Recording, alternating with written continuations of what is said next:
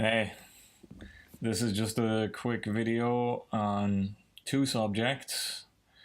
First of all, being Tommy Robinson and his expose of the BBC investigative reporting team from the show Panorama.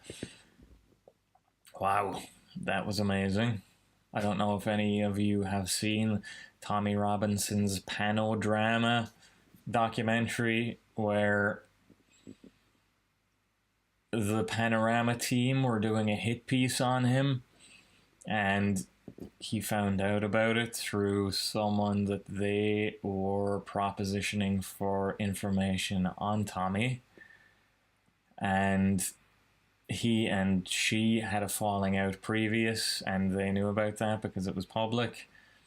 And they went after her for negative information on Tommy, and they basically invited her for an interview, plied her with lots of champagne and cocktails and fancy drinks on the UK taxpayers' dime, which is hilarious. All you out there paying TV licenses, this is the sort of thing that your money gets spent on, and, well, it's one of the reasons I don't pay for a TV license. I know I'm not in the UK, but Ireland, well, our state media agency, the RTE, is about as bad and about as embarrassing a propaganda outlet as the UK's BBC. So I'd advise all of you out there, if you aren't super fond of the sort of coverage events that matter to you are by the RTE or the BBC or any other state funded media organization, stop giving them money. Okay? You are enabling them. You are paying the production costs for their little propaganda pieces that they're using to fuck you out of your country and your resources and your national identity. And on that point, just a quick one before we move on. The Swedish government TV channel recently released a documentary. What was it called? It was like The First Swedes or something. Basically, it's about the beginning of Sweden and the settling of their land by Vikings. But in the documentary, the Vikings are black. Well, not all of them, but some of them are black, and it's like, that's not historically accurate. That's actually just cultural programming to accustom the native Swedes and the dupes of Sweden into being more and more comfortable with the mass migration paradigm and what is befalling their country. Because, well, how else are you supposed to convince a nation that everything is a-okay? Well, you put it on TV and you coerce them into believing that nothing is changing. It's always been like this, and this is just the way it is, and everything's fine. Shh. Go back to sleep. Nothing to see here. It's not like you're getting fucked out of your country and your national identity. Shh. Go to sleep. Look at this bullshit TV show. It tells you that it's all okay and that nothing is changing, except, yeah, things are changing, and things are changing for the worst. And whether you're in Sweden, whether you're in the UK, Ireland, or any other part of Europe, even North America, we are in the midst of a culture war, and it seems like, well, the natives don't seem to be fighting. They barely seem to be paying attention, and we are certainly not a unified front.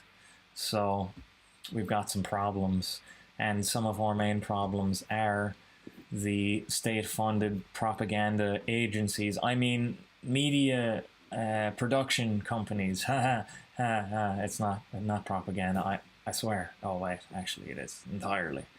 And these outlets are just tools to coerce idiots who can't think into believing what the government wants them to believe. And that's hugely problematic. So, back to Tommy Robinson.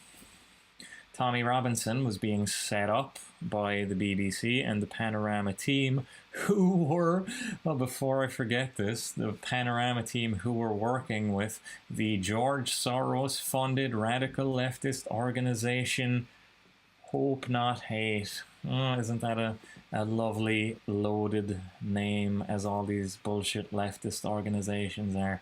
Hope Not Hate. Oh, doesn't that sound so nice? Oh yeah, it doesn't sound like they're a bunch of lying scumbags, does it? Well, they are, and that's why they gave themselves that name. So it sounds like they're all noble and not lying scumbags like they really are. It's like Black Lives Matter, you know what I mean? Yeah, okay, sure, but what about everybody else? And yeah, you named your little activist organization a title that's kind of like, that's fair enough. But at the same time, if you try to say, hey, what about white people? It's like, racist. You see how racist he is. He doesn't think that only Black Lives Matter. Oh, disgusting. Yeah, just any time you hear of some activist organization with a sweet and cuddly, peachy sounding name that is all about the social justice, well, consider carefully, because they might be using double speak, or they might just be a bunch of liars calling themselves some pleasant sounding euphemistic name that might have some connection to what their goals and aims are. But if you dig a little past the surface level, then a lot of these organizations are funded by evil rich people while trying to act like they represent the poorest underclasses. And, well, that's a red flag if ever I seen one. So anyway, this documentary to destroy Tommy Robinson was being prepared, and the woman that the BBC Panorama team tried to get a dirt on Tommy from, one of the things they wanted her to say, first of all, they were just going to blow everything that happened between her and him out of proportion, and it was suggested in a roundabout sort of way that she make sexual impropriety allegations against dear Tommy. And see, that's just bad. That's just disgusting. That's just how this world unfortunately is. Hey, do you want to ruin somebody's life? Make disgusting, deviant sexual allegations against them, and then tell everybody, and then everyone will just believe the fucking nonsense by the fake victim. And then, that person is defamed, their life is ruined, they're no longer a threat to the establishment or a factor in the culture war, because every idiot fooled by moralistic rhetoric will think that they're some reprehensible piece of dog shit, and they won't listen to them subsequently. And unfortunately, this is how the world is run.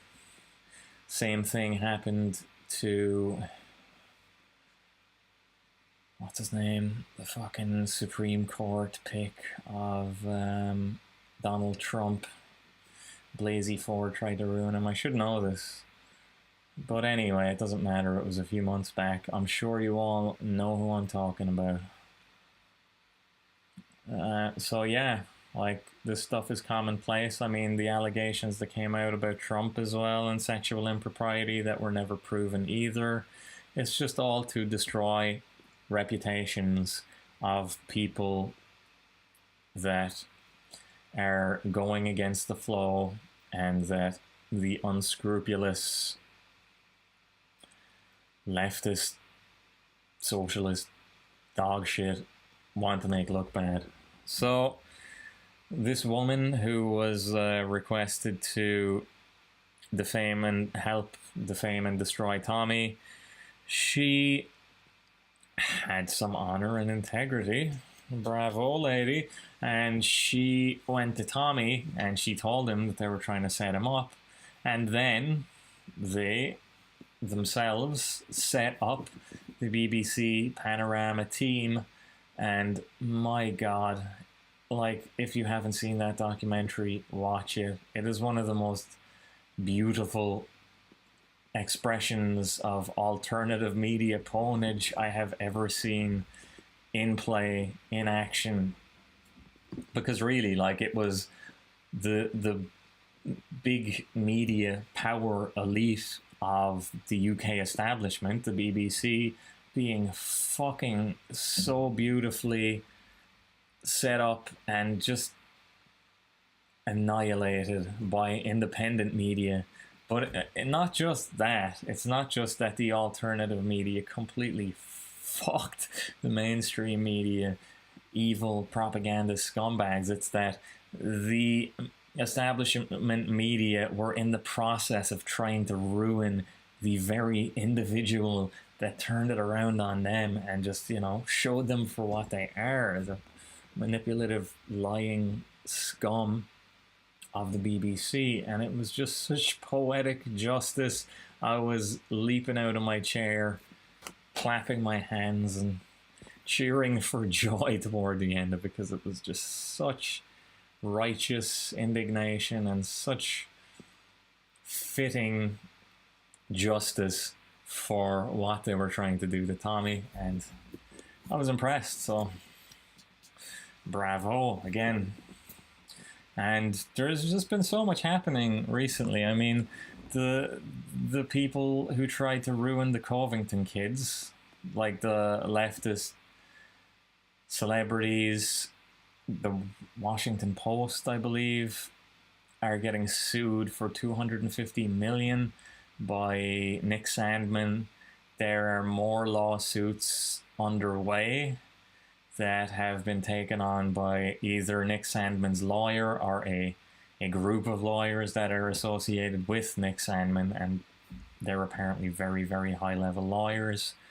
And it's clear as day that certain newspapers, certain publications, and certain individuals were way, way, way out of line, perpetuating the false narratives about the Covington kids and their improper behavior, or their supposed improper behavior, or their,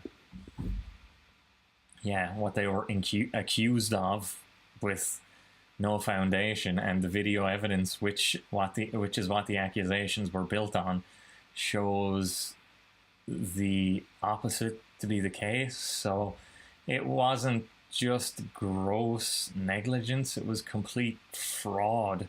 It's not that they just misunderstood what was there to be seen, but they completely 100% misrepresented reality when they had the source material for the reality of the situation, and they just lied about it. So hopefully they lose a lot of money, and hopefully it negatively affects their reputation and their viewership. And we all know old Jussie Smollett, he's, well, facing repercussions and potentially prison. It's gotta be prison. He so deserves to get locked in a cage. Oh boy, you go time out now, you little shit. So there's a lot happening that's very heartening for someone who is finding himself more conservative leaning by the day, as I am. And justice seems to be finding its way back into the Western world. Slowly, but surely. And once we have truth and honor on our side, information will slowly come out to legitimize our points of view. And that is what we need. That is fantastic, and that is what's gonna get us back into mainstream credibility, mainstream acceptability. I don't even know what, but the momentum is growing for us alternatively minded, anti-socialistic, non-idiots who don't fall for all this race baiting and anti-white sentiment, because that's being pushed really hard, and the harder they push it, the more fake it looks to anyone with more than 10 brain cells between their ears. Because if you fall for that stuff, my God, you must be stupid. I don't know how. Like, it's all such blatant nonsense. If you give any attention, if you pay any mind, if you're the sort of person that actually tries to understand things for themselves rather than just believing what you're told, like a domesticated fucking herd animal, like a lot of people unfortunately are. But this is how we separate the wheat from the chaff. And this is how we gain momentum and power for our ideology and our points of view more generally. So, one more thing on this pile of positive revelation. Well, there are some negatives, some positives. So, after Tommy Robinson released the Panodrama expose of BBC's Panorama, and made them look like a bunch of fucking lying, fraudulent idiots, which they are, he immediately wiped from Facebook, wiped from Instagram, like kaboom. And oh wow, what a coincidence. You mean the BBC, with ties to intelligence agencies, and Facebook, who have ties to intelligence agencies, You mean they're somehow in cahoots? No way. Wow, you mean there is not some grand overarching conspiracy, and behind the scenes all these big media organizations are interconnected with the big tech firms and with governments, or at least the deep state? Really? That's not happening? Oh wait, it is happening. That's what's happening. And there may not always be such clearly viewable connections, but do you doubt, in the face of such revelations as these, that Facebook and BBC aren't all colluding with the same people, that they aren't all following the same agenda? I mean, it's not a coincidence that right after Tommy Robinson makes the BBC look like the trash that they are, that he immediately gets removed from Facebook, a platform on which he had over 1 million followers. You know, it's not a coincidence, folks. If you think it's a coincidence, my God, do I have a bridge to sell you. So anyway, Tommy Robinson got removed from Facebook, but about the same time, I don't know, was it like a day after, a day before, Project Veritas, and good folks, if you don't know who Project Veritas are, check them out. They're a badass undercover activist agency who are exposing a lot of radical leftists and socialists who are trying to infiltrate the US government, and getting footage of them basically saying that they're colluding to try to bring down the US government. And, well, those people are getting in some trouble, and that's a good thing, at least I think so. So Project Veritas was contacted by an ex-Facebook employee who was a very high up in the organization and had insider information on the censoring of conservative users. So, yeah, it's official now. It is official. So, we all know that conservatives are being censored from Facebook and other platforms, but we have an ex-employee of Facebook telling us exactly how they're being censored, how exactly they are restricting the reach of political commentators whose politics Facebook and those who run and influence it are not in line with. So they do things like make live streams invisible. They deboost live streams, which, you know, like when you boost the post, obviously you fucking pay for it to reach more people, but there is a command in the internal Facebook system where you can deboost posts, and it's like you're removing the ability to reach a wider audience from the person conducting the live stream. And all the share buttons, they can be removed. Like there, it showed like an example of like the admin controls of like how you can affect somebody's ability to reach people through live streams, and they can take away the share buttons, they can take away the comment features, they can deboost, and you won't even notice that your viewership is restricted. They can cut you off, like they have with Steven Crowder's coverage of the Oscars. I know that was on YouTube and it stayed up on Facebook, curiously, but still, like this is what's happening. There is such a level of control for alternative media content creators that it's becoming more and more blatant and more obvious that the game is rigged, folks. And anybody that wants to understand what is happening and how the psyops are being conducted, the information is there for you to imbibe and educate yourself therefrom. So yeah, just a few important points today that I felt that I should go over. And I'm just cheerful. I met somebody in the city who recognized me from YouTube, and we had a little chat, and I was like, hey, wow, you know, I reached someone at least a little bit, did I? Great. It's heartening. So on that note, I'm going to stop this. If you viewed, I'm going to thank you very much, graciously as I can, for viewing and giving me some of your time and attention. Watch this space. I will be creating less regularly, but before I go, I want to create flyers soon. I have written up a flyer for distribution, obviously, post-printing. So I need people to just say, hey, I can help hand out some flyers. I'll put them in some doors. I'll give them to some people on the street.